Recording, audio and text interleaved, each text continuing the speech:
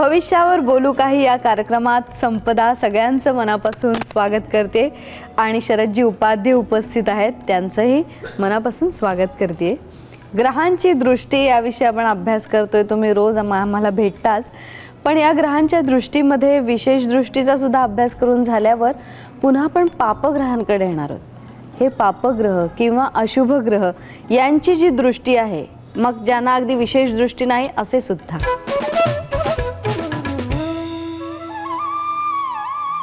खरंच घाबरण्यासारखं प्रत्येक वेळी त्यात काही असतं का? कारण त्याची दृष्टी असते, त्या आणखीन कोणाची तरी दृष्टी असतेच ना, राशीचं फलित असतंच ना। बघूया आपण की प्रत्येक वेळी खरं तर घाबरण्याचं कारण असतं का? हा पहिला प्रश्न मी तुम्हाला विचारतो। शुभग्रह थोडंसं आपलं फळ देतात सौम्य, पण पापग्रह ठसठशीत फळं देतात। सुरुवातच करूया मंगळापासून।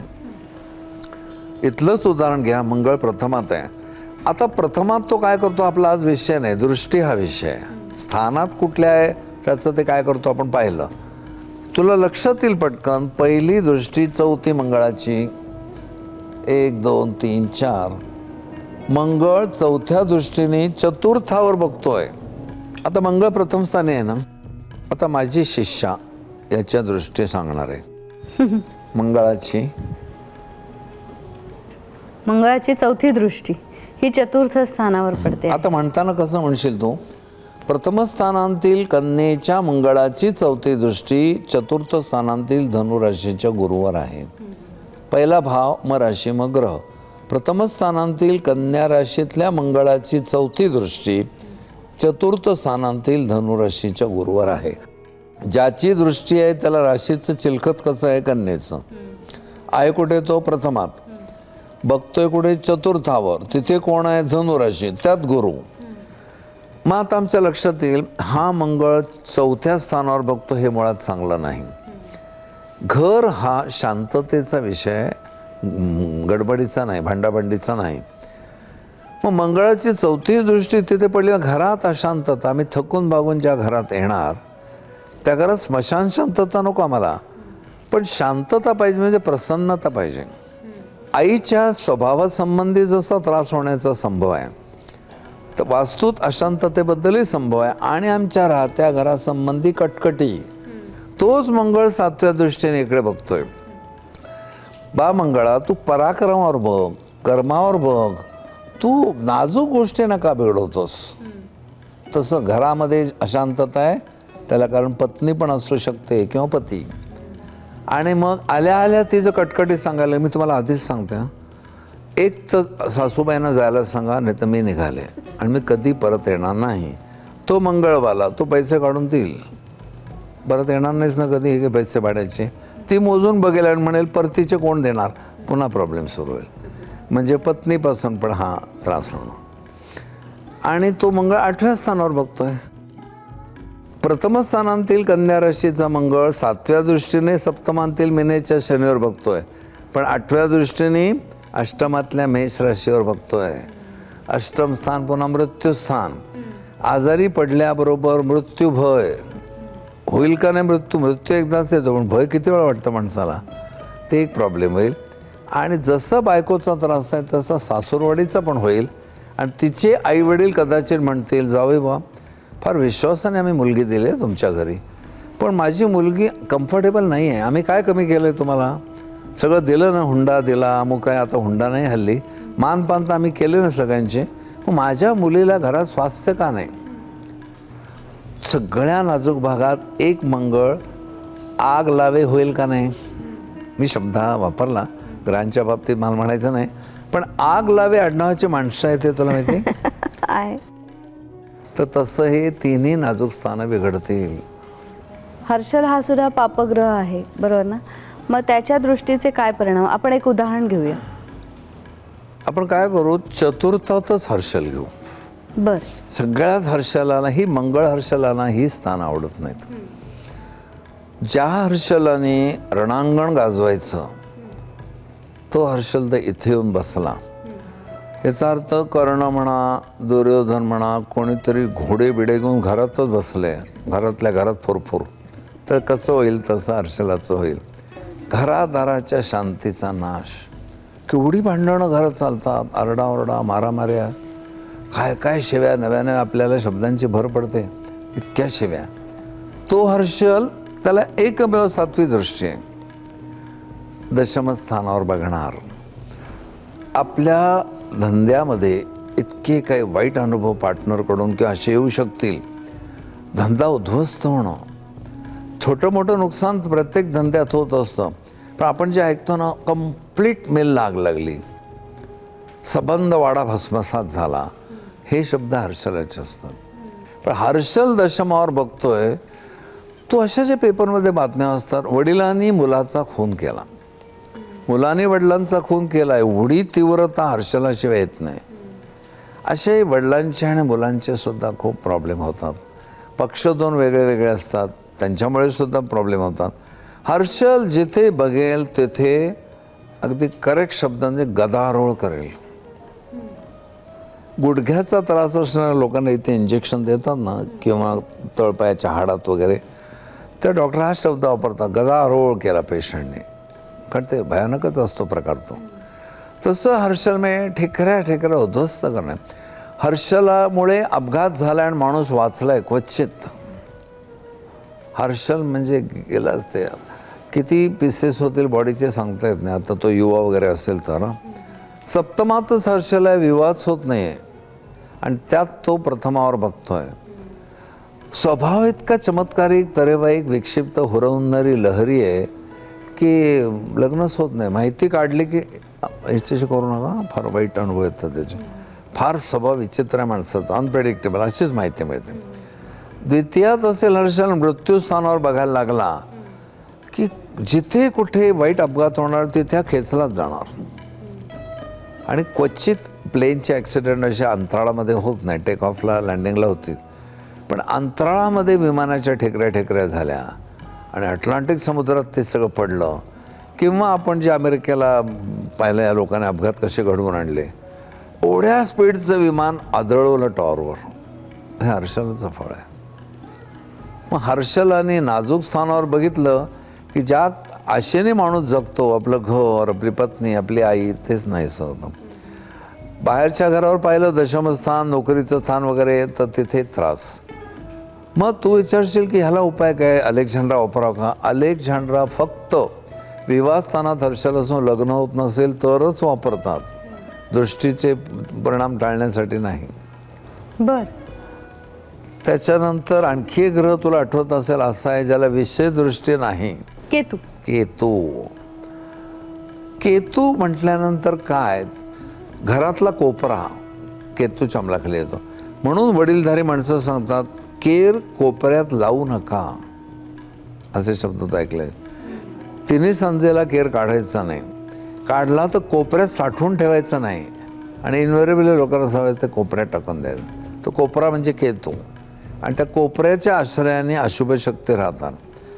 केतू म्हणजे स्मशान. ह्या स्मशानाचा सुद्धा विचार केतूच्या अंमलाखाली येतो. तर मध्यंतरी माझा एक विद्यार्थी मला म्हणाला, घरी या ना जरा.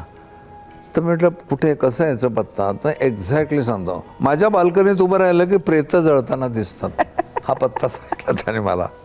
खरंच मी गेलो बघायला. तर म्हटलं आम्हाला तर काही वाटत नाही, जेवायला बसलो 2 मिनिटात राम बोलो राम चालूच असतं सारखं, आणि आम्ही ते सगळं बघतो. आता आमच्या संवेदना मेल्या म्हणे.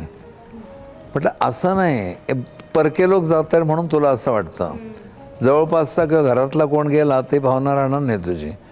पण स्मशानाचं वातावरण कसं असेल ना, त्या स्मशानातली गूढरम्यता मी अनुभवली आहे. ज्याला अभ्यास करायचा ना त्याने काही वर्ज मानू नये. हे स्मशान म्हटल्यानंतर स्मशान वैराग्य कोणतरी गेलं. पण मी एक वाक्य नेहमी लोकांना सांगतो, जगात मोठं आश्चर्य कुठलं, आपल्या खांद्यावरून मेलेल्या माणसाला घेऊन जाणारी 4 माणसं विसरतात. हाच रोल मला पण केव्हा तरी करायचा आहे, विसरून जातात.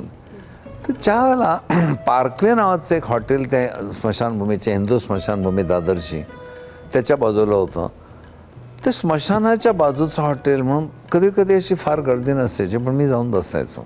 समोर ज्ञानेश्वर मंदिर, आणि तिथे बसल्यानंतर एखादं कटलेट चहा काय जे असेल तुम्ही घ्यायचं आणि मला जाणवायचं तर वेगळंच वातावरण आहे. कारण लगेच बाहेरच्या बाजूला गेलं लगेच स्मशान. आणि नंतर मग योगायोगाने ज्याला माझे वडील आई ही सगळी मंडळी गेली त्या स्मशानामध्ये आजही त्यांनी मेंटेन केलं असं की गवत आहे तिथे. म्हणजे तुम्हाला वाटेल आपण शहरात नाहीच आहोत आणि जिथे जाळतात ती जागा असं तसं. तर आईच्या बाबतीत तर अशी वेळ आली की ती रात्री अशी गेली, संध्याकाळी गेली पण नाहीपर्यंत 1:30-2 वाजले होते. आणि पुढे जायचं असं आणि त्याशी जने चढून ती बॉडी ठेवलेली असते. बाकीची माणसं सगळी खूप लांब राहतात. मध्यरात्र होत आली ती, मी एकटाच गेलो. हात असे कडक झाले होते आणि ते गुरुजी होते ते मिथुनवाले होते काय कोण नाही. मला म्हणले अहो त्या आईच्या हातात बांगड्या राहिल्या तशाच. तर मी म्हटलं हरकत नाही राहू दे त्या. नाही नाही असं नाही. मग मला नातेवाईक पण लोक म्हणले असं कशाला करता, पद्धत नाही अशी. मग मी गेलो त्यावेळेला मी एकटा त्या डेड बॉडीजवळ होतो. खूप लांब होते लोक, अंधार सगळा. आणि गुरुजींनी फक्त सांगितलं मला तो हात सरळ होत नव्हता आणि गेलेल्या व्यक्तीचं तुला माहिती आहे नाकात कापूस घालतात, चेहरा वेगळा होतो. त्याही परिस्थितीत ते मातृदेवो भव त्या आईकडेच मी बघत तिची क्षमा मागून हळूहळू ते काढली बांगड्या आणि एका सत्पुरुषांच्या कार्याला देऊन टाकल्या. म्हणजे सांगण्याचं कारण त्यावेळेला मला कळलं इथे गूढरम्यता किती आहे. नंतर निरनिळ्या हे जवळच्या लोकांचे जर डेथ झालं मी गेलो मला असा एक छंद लागला तिथल्या पिंपळाच्या झाडाखाली जाऊन बसायचं आणि ओम नमः शिवाय श्री गुरुदत्त म्हणायचं. काही लोक म्हटलं की तू वेडा आहे का तिथे फिरायला जातो. म्हटलं मला काही अनुभव घ्यायचे आहेत. आणि तिथे मी ब्लॅक मॅजिकवाल्यांचे अनुभव घेतले. पूर्वीचे मी तुला एकदा सांगितलं होतं की हे लोक कवट्या आणि हाडं कोणाची ठेवतात. तर जी बाई प्रेग्नंट असताना गेली आहे तिच्याच त्या सगळ्या कवट्या आणि हाडं जवळ ठेवून त्या जीवाला आपल्या ताब्यात ठेवून त्याच्या घरी वाईट कार्य करणं हे मला एरवी पटलं नसतं. पण तिथल्या लोकांना मी भेटलो. म्हटलं बघा मला यात काही इंटरेस्ट नाही पण मला शिकायचं आहे. लोक माझ्याकडे विचारलेलं तर ब्लॅक मॅजिकबद्दल. तेव्हा त्याने सगळं सांगितलं हे शास्त्र आहे, ही विद्या आहे, आम्ही प्रयोग करतो. प्रयोग करताना वामशक्ती हाताशी धरतो. अशीच वामशक्ती आमच्या हाताशी येते जिच्या वासना राहिल्या आहेत. ज्या जीवांच्या वासना अपुऱ्या राहिलेल्या असतात, तरुण माणसं आहेत समजा, लग्न झालं, इच्छाच अपुऱ्या राहिल्या, प्रेग्नन्सी आहे, अगदी 7व्या महिन्यात काही कारणास्तव ती बाई गेली, तर सगळ्या वासना राहिलेल्या असतात. असे जीव ज्यावेळी चितेवर आणतात गेलेले आणि दाह करतात तर आवर्जून प्रत्येकाला सांगितलेलं असतं कवटी फुटेपर्यंत स्मशान सोडायचं नाही ते या कारणासाठी. आणि कधी कधी ही मंडळी लिटररी आग विझवून त्यातली ती कवटी आणि हाडं शिगून आपल्या हातात ठेवून त्या शक्तीनं राबवते. मला काय गूढ चमत्कारिक वाटायला लागलं म्हणून मी त्या लोकांना भेटलो. त्यांना शपथ घेऊन सांगितलं मला यात काही रस नाही पण अशा अशा विद्या आहेत आणि त्या राहूकेतूच्या अंमलाखाली येतात. मग त्यांनी केवढं सांगितलं मी सांगत बसत नाही. मग आम्ही ब्लॅक मॅजिक कशी करतो, सुरुवातीला काय करतो, मग नागिण वगैरे हा प्रकार करतो. मग ते जर हे केलं तर मृत्यूयज्ञ आणि असं काय काय मला ऐकवे ना ते सगळं. पण संपदा कुठलीही गोष्ट निषिद्ध नाही. ते ऐकल्यावर मी आणखी सावध होऊन आमच्या सगळ्या विद्यार्थ्यांना आता रसिक प्रेक्षकांना सावध करायला लागलो की चुकूनही कधी स्मशानाच्या बाजूला केस मोकळे सोडलेल्या अवस्थेत रात्री बायकाने जाऊ नये. आता नेमकं त्या ठिकाणी ज्ञानेश्वर मंदिर आहे ना, ज्ञानेश्वर मंदिरात अख्खी शिवरात्र रात्रभर जागवलेली आहे. आता तो शिवरात्रीचा कार्यक्रम दादरच्या ब्राह्मण सहाय्यक संघात होतो. मोठं शिवलिंग आम्ही करतो, हजारो दर्शनाला आहेत. आता वेगळं पण त्याला स्मशानाच्या समोर तो आहे. त्याही वेळी मी या गूढ हालचाली बघितल्या. केतूवर चाललं आहे सगळं, केतू म्हणजे स्मशान. आणि मग त्यांनी सांगितलं केस मोकळे सोडून ज्या बायका झाडाखालून जातात आम्हाला फार सोपं जातं त्यांच्यावर ब्लॅक मॅजिक करायला. आणि आमच्याकडे बहुतेक ठिकाणी हे सांगितलं केस मोकळे सोडू नये. गुरुचरित्रासारख्या धार्मिक ग्रंथात बायकांनी काय करावं करू, नील वस्त्र नेसू नये, डार्क ब्ल्यू कलरची साडी नेसून कधी नवऱ्याशी संग करू नये. त्यांनी त्या काळचा शब्द वापरला आहे बालक चांडाळ उपसते. आता त्याने ज्या अर्थाने शब्द त्यांना वाममार्गी उपसता असं होईल. पण ती प्रचंड अवघरी विद्या आणि ती एक लिंबू नावाची कादंबरी माझ्या प्रारब्ध मस्तकात एका मंत्रिकांनी तीर्थकर नावाच्या लिहिली तेव्हा मला खुलासा झाला त्यांचे मंत्र आहेत. आणि या सगळ्या मंत्रांच्या विद्या स्मशानात शिकवतात. आणि ते जेव्हा मी समोरून पाहिलं, एक तिथे पिंपळाचं झाड आहे, तर गळ्यात शेगडी विस्तो धगधगता बांधून उलट्या प्रदक्षिणा करत करत ते मंत्र अधीन करायचे. खरं म्हणजे मंत्र हे देवाधीन आहेत. दुर्वासानी ते मंत्र सिद्ध करूनच द्रौपदीला दिले, म्हणून तिने एक एक देवाला आवाहन केलं. पण इथे वाममार्गी पटपट अनुभव. 21 दिवस जर ती शेगडी गळ्यात घालून उलट्या प्रदक्षिणा केल्या तर सिद्धी प्राप्त होते भूतखेताना वश करण्याची.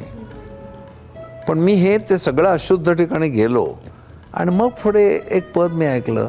पशुपतीनाथांना तो कवी म्हणतो, कधी कधी बसतोस स्मशानवासी, रुंडमाळा घालतोस तो गळ्यामध्ये, स्मशानात बसतोस, तरी पार्वती माता म्हणतात मला हाच पाहिजे.